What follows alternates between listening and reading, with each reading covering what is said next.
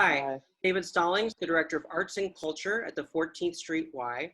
And today for our Artist Insight, I have with us Johari Mayfield, an amazing dancer and choreographer who has worked with us in the Y and presented her show Recovery with us last season, and also is a fitness instructor at the 14th Street Y. So she's with us throughout the building in many different areas. Johari, welcome. Yes, thank you for having me, David. I'm so excited to be able to share with everyone today. Yeah, So Artist Insights, this is our way of just pivoting to a virtual world and connecting with artists and connecting with our community. So why don't we first just talk about how you got involved with the Y, how you started working in fitness, how that transitioned into also sharing your art with us, and then let's dig deeper into the topic that we wanted to talk about today. okay, so I actually got involved with the Y from a mentor of mine, Sheila Kaminsky, who is also an instructor. She teaches more of the senior fitness classes, and Sheila is a choreographer that I worked with about 20 years ago. And she was working at the Y, and I don't know how the subject came up, but I was looking for employment at the time. And then her friend Julie said that they needed a class. And they were trying to do one of the pop-up classes, and I teach African dance, beginning African dance. And so one thing led to another, and ended up teaching the class. And then I'm also a certified personal trainer, and then the opening was there. And then that's kind of like the on-ramp into the Y. It was actually through dance, and then into personal training, and then some other things. That's wonderful. Yeah. And so today I know you were interested in talking about social activism as artists. And that's something that our team is very passionate about. That's part of our mission. I think that's how we just intersected so beautifully last year in working on your piece, and knowing that art that is speaking about activism, art that is tackling a tough subject, just leaving that when the lights go dark, leaving that when the curtain drops, and isn't always maybe the answer. And is that due diligence even as an artist, just to say, oh, these lovely people got to see this and engage this for a split second and then walk away. So why don't you share some of your thoughts on that with us? Okay, so I've kind of been at this art activism for a little bit. I'd say about 10 years ago, I choreographed a piece called The Venus Riff at Pure Art Center, where the piece was about a South African woman who had been sexually trafficked. And then in her death, she was autopsied in front of an audience, and her body parts were on display. So anyway, that led into this whole conversation around Black women being oversexed and sexualized, and to the images that we see today.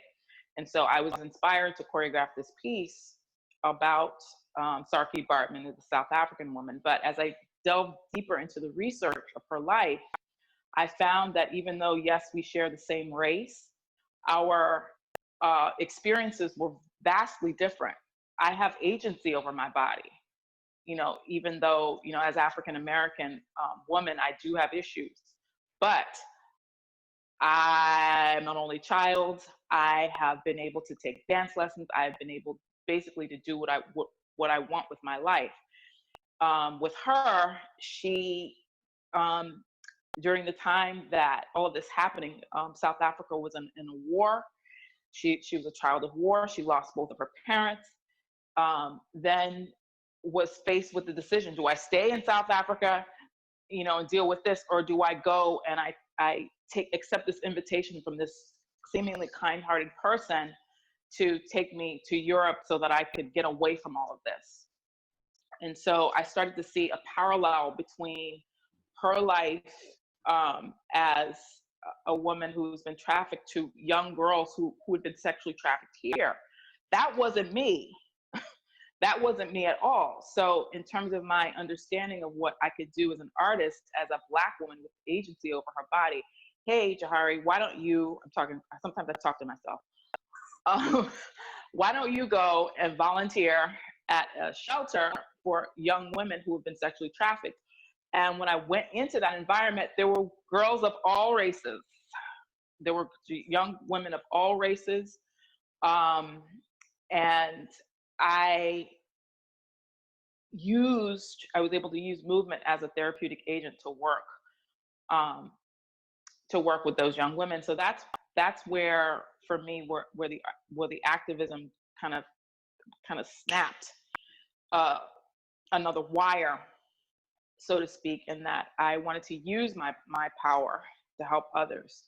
Yes, there are things amiss going in the world. Yes, I experience discrimination. Yes, the things that make me angry, and at the same time, for me, it's about focusing on what I do have, to helping other people. I had to face a truth about myself around my own battle with drugs and alcohol. In addition to Sarki Bartman's story, actually where we do come together is that when they did perform the autopsy, it was said even before that she was an alcoholic, because they were, her body parts, from what I understand, were already pickled, so to speak. So that's where I found where there was a connection.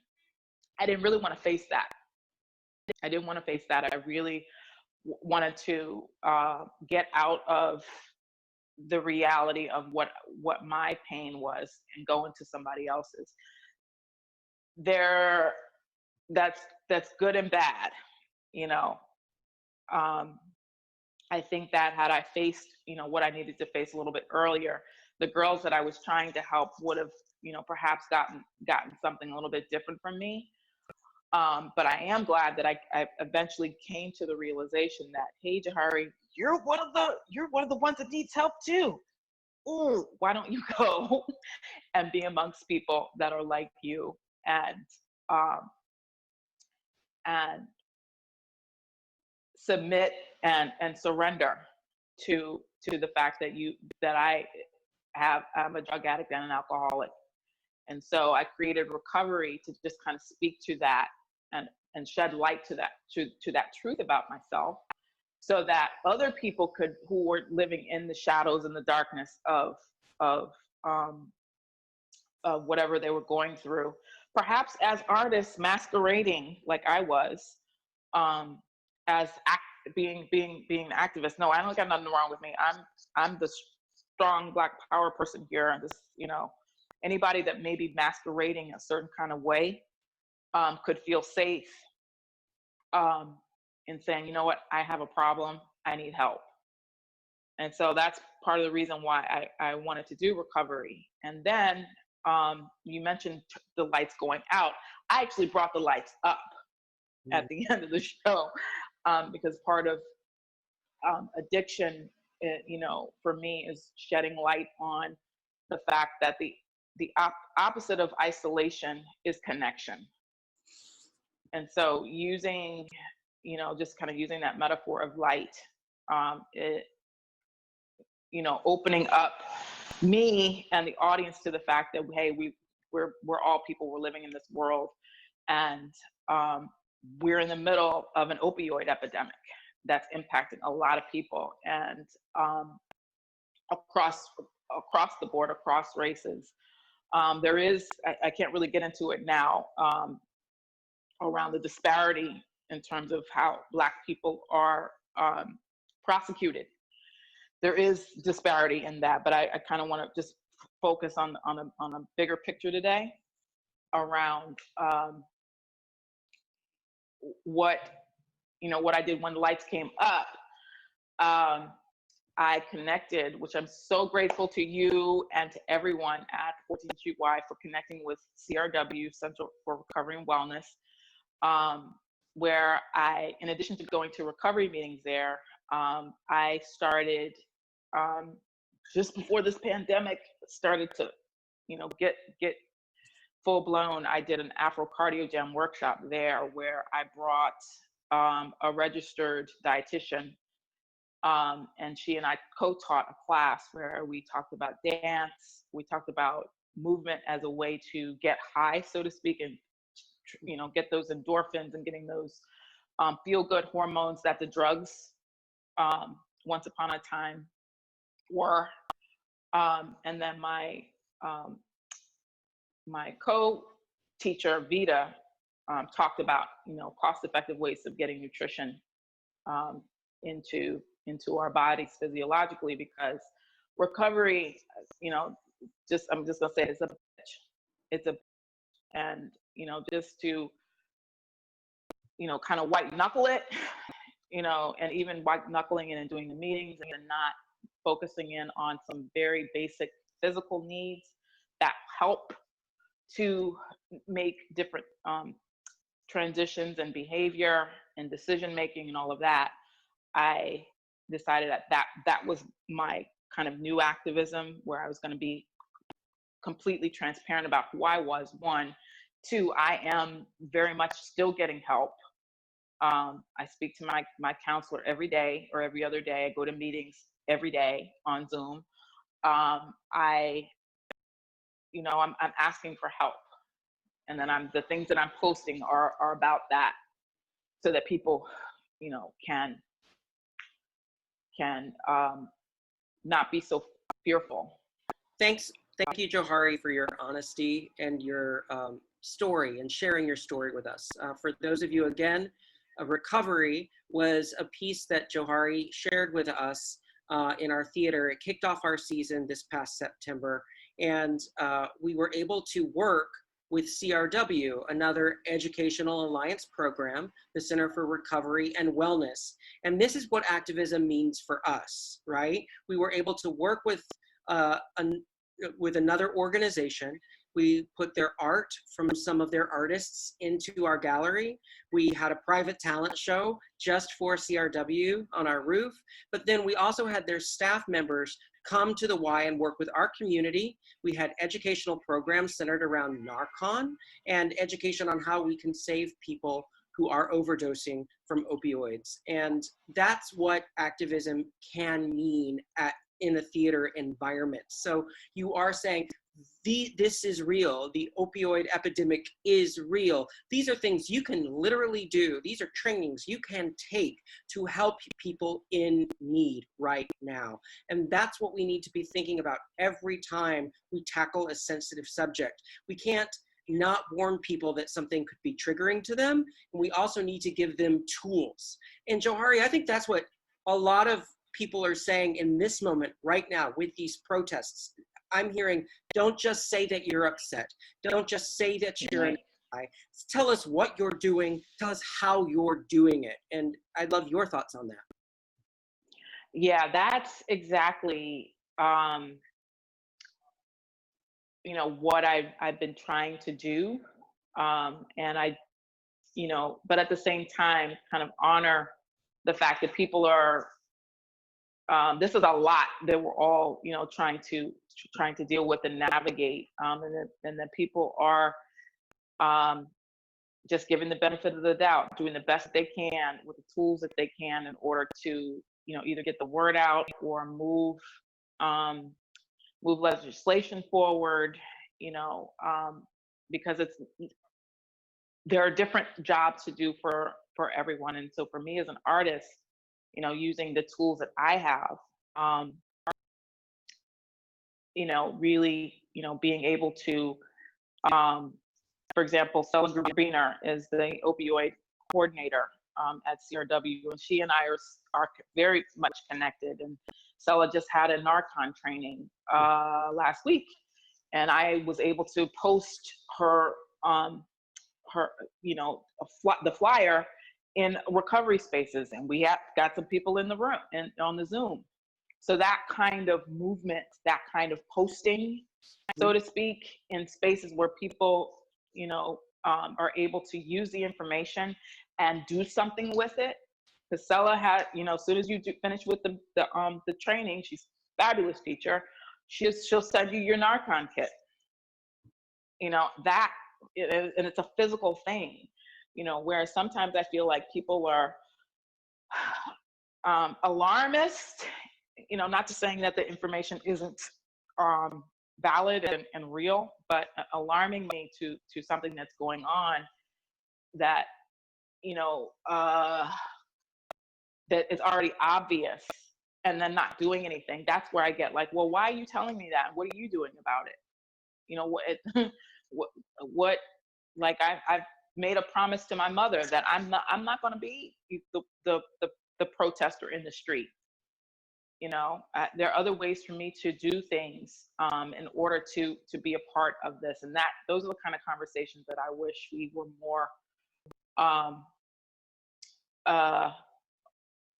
active or proactive in, and less judgmental about the people that are not posting and the people that are not, seemingly to our site not doing anything, because you just never know what people are experiencing, and yeah, and I'm just hoping that people are doing the best that they can. Well, I think that's also fair. There's not one way of protesting. There's not one way of being an activist. I will say that I'm so excited this week and proud of the progress made in this moment of protest. There's been a lot of progress, and one of the things we've been asking people to do is just call your representatives and get 50A repealed, and then boom, it happened this week, and so protests can be picking up a phone and calling your representative, and yes, that can be effective. You don't need to be protesting in the streets, although that can also be there are many different ways of being effective. And I think our job, if we're going to be presenting something that's problematic, that's traumatic in a theatrical setting, in the theater, in telling these stories, I think we have an obligation of giving multiple ways to react, to process, and to move forward from it. Absolutely. Yeah, I'm 200% with that, David. Yes. I wish I could have known you 10 years ago to see the piece at Here Arts, because oh, yeah, that's funny, because that's when I was active, so to speak. Well, active and that isn't to say that the things that the discovery I made about myself in relation to another Black woman in our disparate experiences, not to say that any of my discoveries were not valid, but I do wish that it's funny, and the whole piece, this is a really funny getcha gotcha for anybody that's listening. My commentary was on evolution, but at the end of, when I'm getting to the end of that tape, the evolution tape, guess who needed to change the most? And because I was able to stand in that light, so to speak, of being able to transform myself, that I think is more, it's more of in meetings we say attraction, not promotion. People will become more attracted to that than me standing on a soapbox. Not to say I'm not saying that soapboxes are bad, but if you're on a soapbox and there's some degree, big degree of hypocrisy, like with me, as a health and wellness, I was also a trainer too, doing stuff, I hope this doesn't turn anybody off for me. Johari, I don't know how anyone can be turned off by honesty, growth, vulnerability, and that's the only way we can grow, is by, as artists, I think, looking inside as we're tackling some of these heavy issues and saying, what do I have to look at? I know I've had to do that.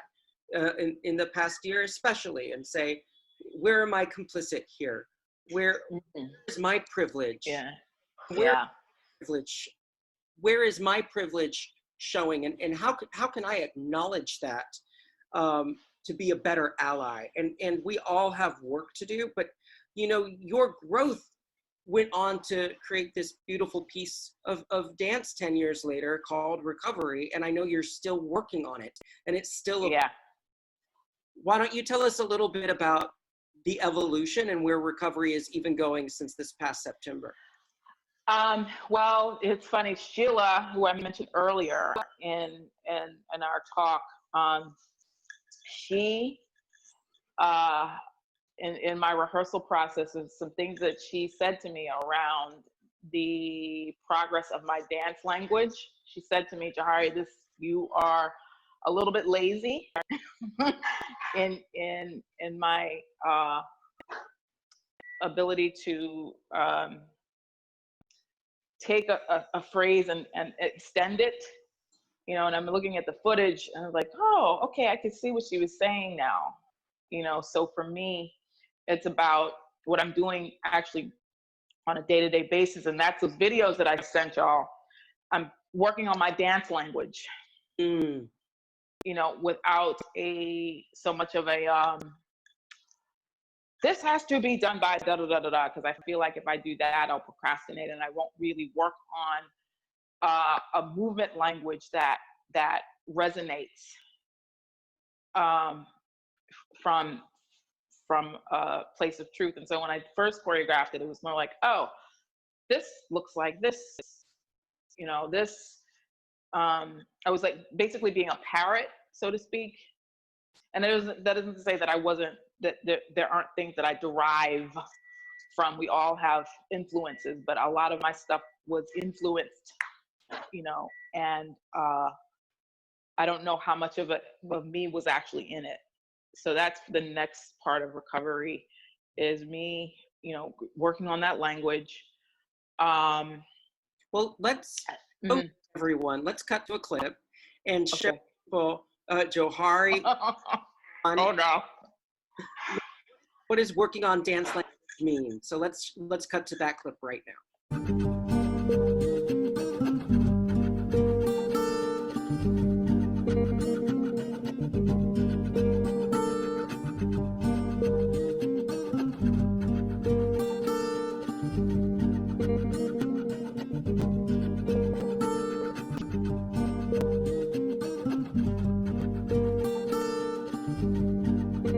Well, thank you, Johari, for sharing that.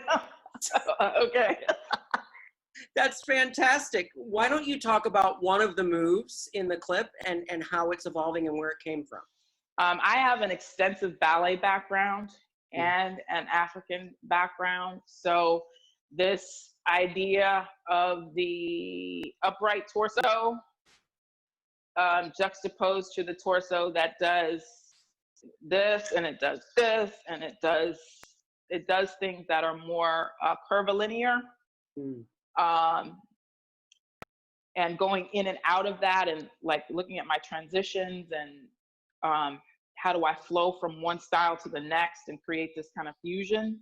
And I was a dancer in the company. Well, that's all we did was fusion.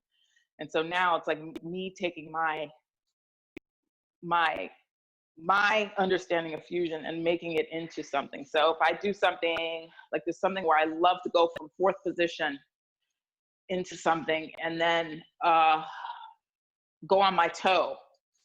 I'm like, what, Johari, you have not worn point shoes in almost 30 years. So there's something with the ballerina into the African that I'm trying to, and a little bit of pop locking. I had no idea. And hip hop is probably my weakest dance language.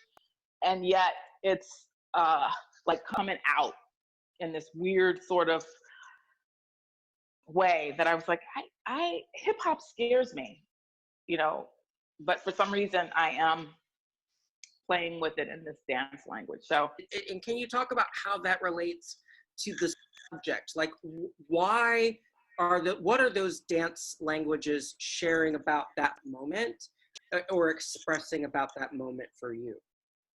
Okay, so it's specifically, if we're going to talk about recovery, you know, recovering me, and I'm speaking specifically to a part of myself and my soul. When I used to dance, with like there's an abandonment that I had when I was a little girl, that it was not about trying to prove myself. It wasn't about trying to prove a point about anything. It was about me enjoying the rhythm and the ride and the sound and the bass or whatever it was that I was feeling in my body. And so that is where the recovery for me is, the undertow, so to speak, for my own sense. I don't know if the audience will see that, but that's what's going on in my mind. You know, no, as far as the relationship of the dance language to what I'm speaking to. Also, what I was speaking about earlier about the opposite of isolation is connection. That at some point I would like to involve people. There was one point where in the piece I was gonna like serve water at the end because I toast. I toast in 7 languages, and I was gonna have like a waiter come out and we could all toast together, and then have a dance party at the end. So that for me is where I kind of see the piece going. Hopefully we can get to a place where we can get into a space again, or get someplace where people can be together, to, you know, just kind of see how that all can play out this time. To see that. Speaking of what we've been doing now that we're not allowed to dance and perform in theater traditional venues, I know you've been telling us that you've been playing with some non-traditional venues just from your need to get some movement. Okay, so yeah, let's go back to, okay, downstairs in my building, the maintenance men they're doing their job, mowing the grass and stuff. And so I decided I wanted to, you know, dance outside, but I also wanted to be around people in a way that hopefully wouldn't compromise anybody's health. And so I just started moving around, and I actually did a Facebook Live that day. I ended up waking somebody up. That was an accident, but that was an interaction. I was like, part of me was like, oh, that's the person that I'm talking to outside, you know. So it was a little bit gratifying, even though it was not good waking somebody up out of their sleep. But then after that, there was a maintenance man who was doing something, and I said, yeah, come over here. And he was on camera, and it wasn't live or anything, but we just started moving around. We started dancing around distance-wise. And it felt so good to move with someone else. And then I went into a playground. I heard a basketball being dribbled, and I said, oh, maybe I could go in and play some social distance basketball. So I don't know if I sent that clip to y'all where I am social distancing, trying to play basketball with someone at a safe distance. And yeah, you can see how that plays out. Then I went to Target, which for me, out of all the stores, I really don't go to grocery stores because it's too tight. Target is probably the only store where you can get all the stuff that you need. It's not enough space. And there are people there, but there's enough distance. So I did some dancing in the aisle at Target.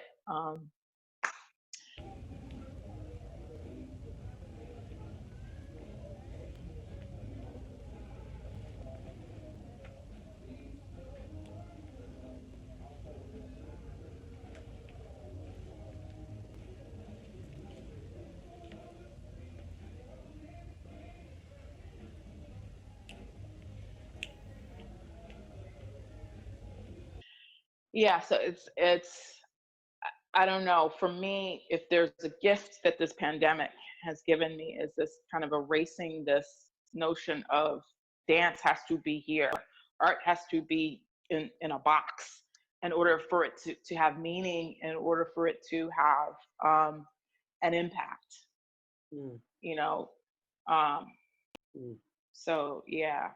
That's beautiful, Johari. Thank you for that. I am sure that people who are here are just really enjoying that. You know, artists are can't contain ourselves. Like that's just we have to express in the way we express, and as a dancer, you have to do that, and you can't just be stuck inside of a room for 3, 4, 5, 6 months. And I really hope we are able to have you back soon. Yes. I think when we are back in the theater, we'll be able to start with solo pieces, pieces Yes. shorter pieces, and social distance work. Chrissy, our production manager, and I are working really hard on thinking of ways the theater can reopen. And so, Johari, we will be in touch with you once we're to conclude of that and start planning. And I hope that those of you today are able to think a little bit about what social activism can mean and how you as artists, if you're artists, can start to engage action points at the end of your pieces. Let's move it a little bit further, because if anything, art has to be political. It was born of politics and of people needing to express themselves, and we need to make sure that we still own that today. Well, thank you, Johari, for joining us. Thank you for viewers. Street Y. Thanks again to Chrissy Wright for making this all possible. And we look forward to seeing you later this month for more artist insights.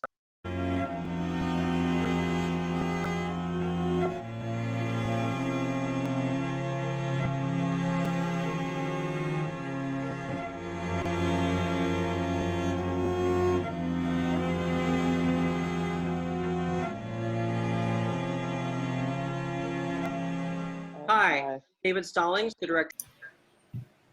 Hi, welcome back, Johari. Hi. Hi.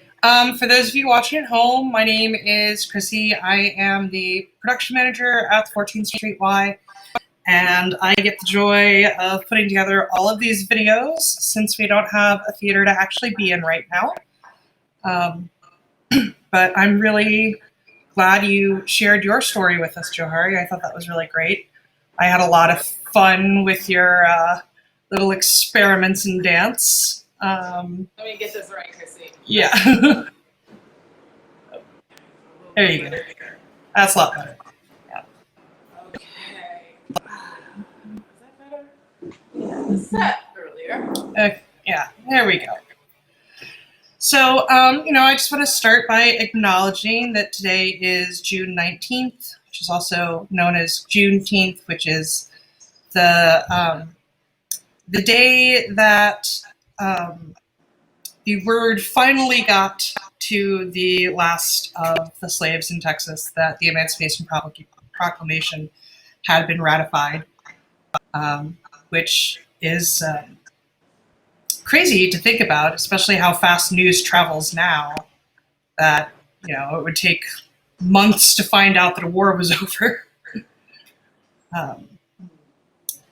But yeah, so here we are today in a crazy world.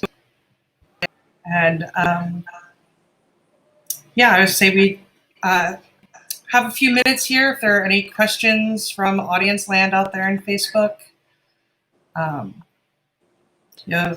Now that you've seen the video that we put together, is there anything that you want to add? Let me see. I think that just to continue to echo what I was doing around the ability to have space to move and to kind of, again, erase this notion that movement belongs in a particular space and or a particular intellect, so to speak, and that it has to be broken apart and cut into pieces and put into boxes, so to speak, keep saying so to speak. And I feel like there's another kind of way to see art and dance that goes beyond a box or a classroom or a studio or a theater. Although we have been doing that. There's such a thing as outdoor performance. I'm not saying anything about that, but I'm just saying that there's more opportunity to really speak to that as a form of intelligence. Yeah, I think that there's a lot of very interesting conversations happening right now, particularly in the dance world, about the democracy of dance, and that dancers are inherently anti-capitalist because they're not creating a product that can be contained. Right. So I know that I have been part of a lot of very interesting discussions lately about making sure that when dance comes back, it's aligned with the labor movement, and that dancers are paid fairly for their work, and that choreographers are not so responsible for fronting all the money in hopes that they get it back in ticket sales. Right. Yeah. But yeah, we do have a comment here about dance conceived as public art as well as a theater practice. And I did have some clips in there because part of recovery was that there was a video component to it, which was shot outside. So if you have any thoughts on, shooting something outside and bringing that into a theater, and then the idea of outdoor performance and how that might become part of your work. As far as like being an interdisciplinary experience? Either that or how, accepting dance as interdisciplinary might also be able to inform it as something that takes place outside of the traditional box of theater. Yeah, when I originally conceived this piece, it was a film, that I performed outside, and I really didn't have an intention when I created it to come back indoors. It really was about my first year in recovery. I wanted to commemorate that and what it was like when I would be blacked out, and I really wanted that to be an experience unto itself. Then, as I continue to heal and to reconcile certain aspects of myself to theater and closed spaces, I wanted to integrate it, and integrate, not only bring in the film into the theater, but also experiment with ways where I was speaking with the audience. So the whole piece is this, it's not just me on the stage in one particular time. It's me. The voiceover that I use is from the past. The film is from the past. And I go into the present. And so it becomes this interesting time capsule of of a particular part of my life that I wanted to be very fluid. If that makes any sense. Yeah. Because I don't think, like, if I were to tell a story, this happened, like it was in a sort of linear way, it wouldn't have the same kind of emotional impact, I think, and the way to touch different people who may not have my experience directly. Yeah. Well, I think that also, particularly when you are dealing with profound experiences, whether it's, your story of recovery or, the story about a realization that I made about myself or, the way I reconciled a past event in my life, those aren't things that happen all at once and then are done. So I think it's, using various mediums and various locations to where we can really chart that as a nonlinear story. And I think that also speaks a lot to just the idea of the artist as an activist also, and that, it's never going to be a journey from point A to point B. And that, as you and David were discussing in the earlier recording, that, there's a place for all of us to fit into this. And I think that that is really what we strive for in our programming at the 14th Street Y, is making a place for it to be accessible to everyone. And that, maybe point A doesn't work for you, maybe point F does. And that providing all of those points, we can, find a way to grow our understanding of each other and grow our understanding of ourselves. So I just want to say thank you for being part of that. I hope that we get to do that soon again. Yeah, me too. Yeah. Any final thoughts you'd like to leave our audience with? Just, in addition to, looking at what we're going through in terms of the current health crisis, that, the opioid epidemic is still in that conversation. Mm-hmm. Just the mindfulness around that and opportunities to help heal that as well. I work at CRW, Center for Recovery and Wellness. It's also under the Educational Alliance's umbrella, and they have done Zoom trainings for Narcan. Because what they're saying now is that because we can't go outside, or drugs cannot be shipped in, that they're starting to have more fentanyl into, the heroin, the supply. or opiate. So it's the drugs that we're seeing now are even more powerful, and so the risk of an overdose is still there, if not more so. So I would encourage people that are watching this to, just be on the lookout for opioid / Narcan trainings. It's a very simple training. You just use a nasal spray. Yeah, I've actually personally done a Narcan training. It is super easy. Yeah. I was actually kind of shocked at how easy it is to save somebody who is in an overdose. I've had 2 friends die, and I made a promise in my recovery that I would speak out, and whenever I have an opportunity to raise awareness, I would do so. So that, I think that would be my well, thank you. Thank you again for that. And we're happy that we can help with keeping that promise. So.